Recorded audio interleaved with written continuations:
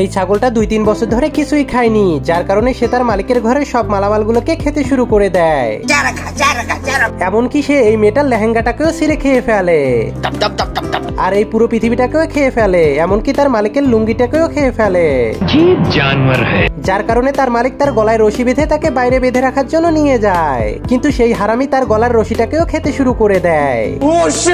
এজন্য তার মালিক যখনই তাকে থামানোর চেষ্টা করে তখনই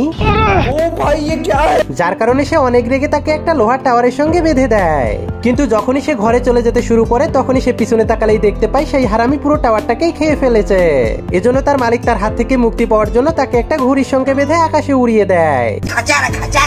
কিন্তু শয়তান ছাগলটা ঘুড়ির সুতোগুলোকে খেতে খেতে আবারও ফিরে আসে।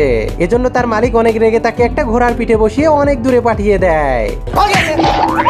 কিন্তু শয়তান ছাগলটা সেই ঘোড়াটার পুরো চামড়াটাকে খেয়ে ঘোড়াটাকে ল্যাংটা করে দেয়। এজন্য ঘোড়াটা অনেক রেগে ছাগলটাকে তার উপরে বসিয়ে দেয়। কিন্তু শয়তান ছাগলটা তার মালিককেও ল্যাংটা করে দেয়।